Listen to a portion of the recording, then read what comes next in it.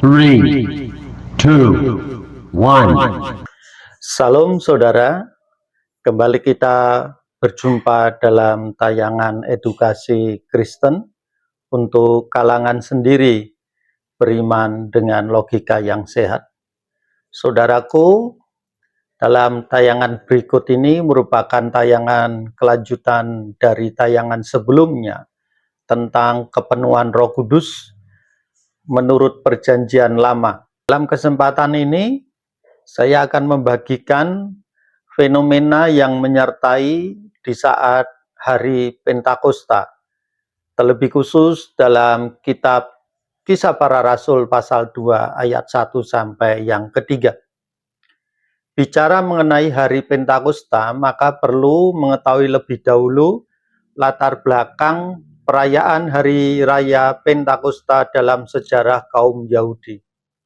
Pentakosta berasal dari kata Yunani Pentekosta atau Pentekonta dalam bentuk feminim yang diartikan 50.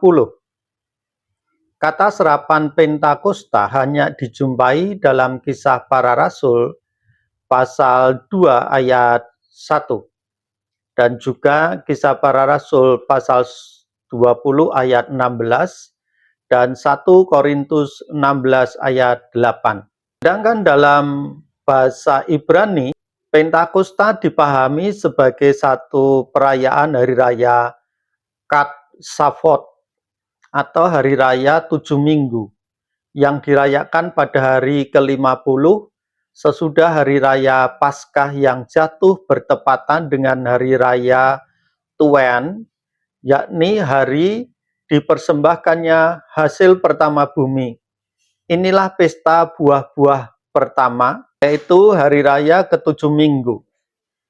Pentakosta sendiri dalam kalangan Kristiani merupakan masa di mana penuaian bagi jiwa-jiwa baru atau petobat-petobat baru yang menerima tawaran hidup kekal. Mengapa demikian? Karena Pentakosta merupakan sebuah momentum bagi orang percaya yang menerima kuasa Roh-Nya yang Maha Kudus tanpa batas, dan kuasa Roh Kudus inilah ketika memenuhi kehidupan orang percaya akan diberikan karunia-karunia Roh Kudus untuk melayani orang-orang yang belum mengenal Kristus. Hari raya ke-7 minggu ini juga disebut hari raya menuai, dan hari raya yang tertulis di dalam kitab Keluaran pasal 23 ayat 16 juga tertulis di dalam Bilangan pasal 28 ayat yang ke-26.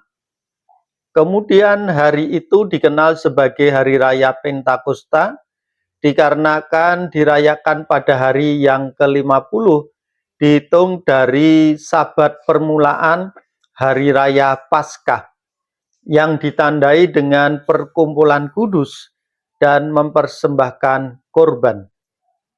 Bukanlah hal yang kebetulan, saudara, jikalau pada saat Pentakosta di dalam Kisah Para Rasul pasal 2 ayat 1 sampai 3, di situ ada sebuah peristiwa yang hampir mirip dengan perayaan hari Pentakosta di Perjanjian Lama, di mana pada saat menjelang hari Pentakosta dalam kitab Kisah Para Rasul pasal yang kedua, para rasul dan murid-murid lainnya mengadakan perkumpulan kudus yang lazimnya dilakukan oleh orang-orang Yahudi di masa Perjanjian Lama pada saat merayakan hari Pentakosta. Para murid yang mengadakan perkumpulan kudus, yaitu persekutuan para murid Yesus.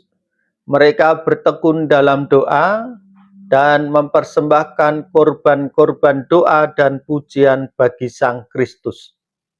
Shavuot sendiri memperingati hari di mana Allah memberikan Taurat kepada bangsa Israel yang berkumpul di Gunung Sinai. Meskipun hubungan antara pemberian Taurat dan Shavuot tidak secara implisit tertulis dalam teks Alkitab, dalam perayaan hari Pentakosta atau Shavuot ini, Kitarub dibacakan dalam liturgi Yahudi, di mana sebagai bagian dari peringatan pemberian Taurat di Gunung Sinai. Baik hari raya Paskah maupun hari raya Pentakosta dan juga hari raya Tabernakel atau yang dikenal dengan istilah Sukkot atau hari raya Pondok Daun merupakan 3 festival besar yang dilakukan oleh kaum Yahudi, mewajibkan mereka untuk ziarah atau melakukan perjalanan naik ke Yerusalem dengan istilah aliyah ke Yerusalem. Lalu bagaimana dengan peristiwa Pentakosta di Perjanjian Baru, khususnya yang tertulis dalam kitab Kisah Para Rasul pasal 2 ayat 1 sampai yang ketiga. Saat ini kita akan melihat beberapa fenomena yang menyertai peristiwa Pentakosta yang pertama. Dalam peristiwa Pentakosta yang pertama, terjadi di ruang atas di salah satu rumah di Yerusalem. Saudara bisa bayangkan sebuah ruang di Yerusalem dipenuhi oleh sekelompok kecil orang yang sedang berkumpul. Mereka adalah pengikut Tuhan Yesus yang baru saja melihat perginya Tuhan Yesus menuju ke surga. Lingkungan mungkin dipenuhi dengan harapan, kecemasan, dan sebuah penantian yang tidak terjelaskan. Secara tiba-tiba sebuah peristiwa yang menakjubkan terjadi. Dikatakan di dalam firman Tuhan Kisah Para Rasul pasal 2 ayat 1. Ketika tiba hari Pentakosta, semua orang percaya berkumpul di satu tempat. Diungkapkan ketiga hari Pentakosta telah tiba. Hari ke-50 sejak hari Sabat yang pertama. Saudara bisa perhatikan di dalam kitab Imamat pasal 23 ayat 15 dan 16. Semua orang percaya berkumpul di satu tempat sebagaimana yang tertulis di dalam kitab Kisah Para Rasul pasal 2 ayat 1. Yang memberikan petunjuk bagi orang percaya sudah dalam kebulatan suara dan tekad. Ini menunjukkan bagaimana tekad mereka yang bulat sepenuh hati satu dengan yang lainnya, benar-benar memiliki sebuah kebulatan hati yang sama. Hal inilah yang semakin memperkuat pengharapan mereka dalam menanti-nantikan janji Bapa, yakni turunnya Roh Kudus. Cerita kuno menyebutkan terdengar suara dari langit, bagaikan tiupan angin kencang yang mengguncang. Suara tersebut memenuhi setiap sudut rumah di mana mereka berada. Ini bukan hanya semilir angin lembut atau tiupan angin ribut biasa. Ini adalah bunyi yang dapat dirasakan dalam tulang, bunyi yang mengangkat bulu kuduk, sebuah awal bagi sesuatu yang lebih besar. Fenomena suara ini sudah sangat menarik untuk diperbincangkan. Apakah itu gelombang suara yang aneh? Apakah itu wujud energi yang tidak terlihat? Dikatakan di dalam kitab Kisah Para Rasul pasal 2 ayat 2. Tiba-tiba turunlah dari langit suatu bunyi seperti tiupan angin keras yang memenuhi seluruh rumah di mana mereka duduk. Saudaraku, dalam suatu kesempatan saya pernah ada di desa Cuntel. Ketika saya bermalam di sana, saya mendengarkan suatu suara yang begitu keras. Saya berpikir itu adalah suara bunyi truk, suara kendaraan yang besar berlalu lalang. Tetapi dalam pikiran dan hati saya menghadapi sebuah kebingungan karena suara itu tengah malam, dari jam 11 malam sampai pagi jam 3 pagi. Pengakuan penduduk lokal pada waktu itu, mereka bercerita bahwa itu adalah suara yang kencang, angin yang turun dari atas gunung menuju ke lembah. Itu merupakan suara deru angin yang begitu kencang dan membuat banyak orang risau oleh karena suaranya yang begitu kencang dan memekikkan telinga. Apa yang terjadi pada saat hari Pentakosta? Ada sebuah suara tiupan angin yang turun dari langit, suatu bunyi tiupan angin keras yang memenuhi seluruh rumah. Farse turun dari langit, suatu bunyi seperti tiupan angin keras. Roh Kudus seringkali digambarkan seperti angin, namun bukan berarti Roh Kudus itu angin. Bandingkan dengan Yohanes pasal 3 ayat 8 atau Yehezkiel pasal 37 ayat 9, 10, dan 14. Pneuma itu sendiri bisa diterjemahkan sebagai roh, angin, atau nafas, sama seperti ruah. Oleh sebab itu sebelum Roh Kudus turun atas diri para murid, didahului dengan suara bunyi seperti tiupan angin yang keras. Ungkapan dan tiba-tiba terdengarlah suatu suara dari langit seperti tiupan angin kencang.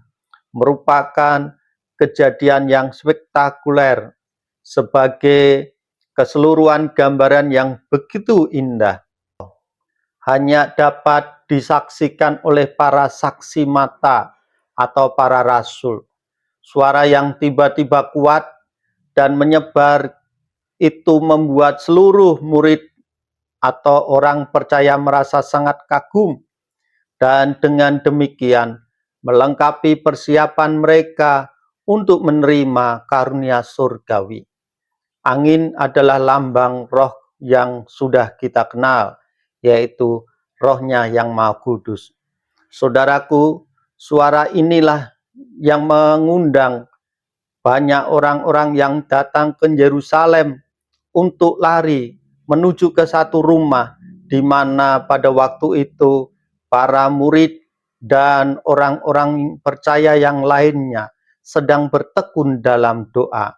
Mereka menyaksikan bagaimana peristiwa selanjutnya, bahwa para murid dan orang percaya berkata-kata dalam bahasa lain. Banyak suara. Fenomena lain yang berupa visual juga mengikutinya. Dikatakan terlihat kepada mereka lidah-lidah menyerupai api yang menyebar dan mendarat pada masing-masing dari mereka. Kita bisa bayangkan seolah-olah percikan api, tetapi bukan api yang membakar, melainkan api yang menyala dan duduk dengan aman tanpa melukai. Dikatakan dalam Kisah Para Rasul pasal 2 ayat 3. Dan tampaklah kepada mereka lidah-lidah seperti nyala api yang bertebaran dan hinggap pada mereka masing-masing. Apa yang dilihat oleh orang percaya dalam peristiwa Pentakosta adalah lidah-lidah seperti nyala api, lidah-lidah yang terbelah seperti api.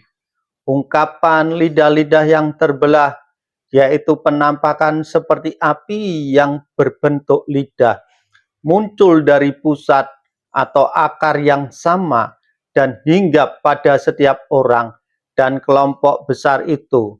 Simbol indah yang terlihat dari energi roh yang membara, yang sekarang turun dalam segala kepenuhannya atas para murid dan orang percaya yang jumlahnya sekitar 120 orang. Dan akan segera mencurahkan dirinya dengan segala kekuatan karunia-karunia rohnya yang Maha Kudus melalui setiap bahasa dan atas setiap suku manusia di bawah langit. Ini adalah ilustrasi yang sangat kuat bagaimana api bisa tidak membakar. Ataukah wujud energi dalam bentuk cahaya yang mirip dengan api. Para ilmuwan kontemporer mungkin akan berusaha menemukan penjelasan secara ilmiah, sementara para teolog akan menafsirkannya sebagai lambang kehadiran suci dari Tuhan, sebagaimana yang pernah dialami oleh Musa ketika Musa melihat nyala semak yang berapi tetapi tidak membakar semak dan membakar pohon yang ada di sekitarnya. Itu melambangkan kehadiran dari Tuhan itu sendiri yang membara, yang akan memberikan sebuah kekuatan bagi setiap orang percaya yang akan terjun dalam pelayanan yang penuh dengan pergumulan dan tantangan. Pentakosta merupakan sebuah cerita yang dipenuhi dengan kejadian aneh dan menakjubkan. Suara angin yang keras menggelegar, nyala api yang tidak membakar dan membara, dan bakat berbicara dalam berbagai bahasa adalah fenomena yang secara historis dan spiritual terus menimbulkan perdebatan dan rasa ingin tahu.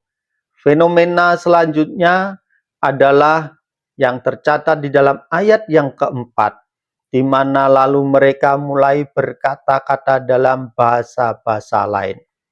Dari fenomena yang telah disebutkan di atas, hanya fenomena berkata-kata dalam bahasa-bahasa lain yang kejadiannya selalu terulang kembali. Tiupan angin keras dan lidah-lidah api tidak pernah muncul dalam setiap peristiwa doa Pentakosta di kalangan gereja-gereja Pentakosta dan Karismatika. Tetapi peristiwa berkata-kata dalam bahasa lain itu yang selalu terulang kembali. Lalu, benarkah bahwa berkata-kata dalam bahasa-bahasa lain sebagai tanda mutlak yang wajib dimiliki oleh orang percaya? Saudara, saya akan membagikan dalam tayangan selanjutnya. Untuk itu, saudara, saat ini tayangan yang saya sampaikan tentang fenomena-fenomena yang menyertai hari Pentakosta adalah fenomena yang luar biasa. Fenomena itu di luar batasan kemampuan manusia, bahkan di luar batasan kekuatan alam. Kenapa demikian? Karena dikatakan tiupan angin keras itu datangnya dari langit, dari surga yang mulia. Bahkan nyala api yang menjalar, yang terlihat bagaikan lidah-lidah api itu adalah sebuah penampakan bagaimana Tuhan sendiri yang hadir, kuasa Tuhan yang hadir dalam diri orang percaya untuk melakukan transformasi hidup secara total, sehingga mereka dipersiapkan dengan sungguh-sungguh memasuki pelayanan. Jikalau saudara terberkati, saudara bisa bagikan tayangan ini, sehingga saudara pun juga akan terberkati lebih lagi, sebagaimana saat ini saudara diberkati oleh Tuhan. Puji nama Tuhan, Tuhan Yesus memberkati.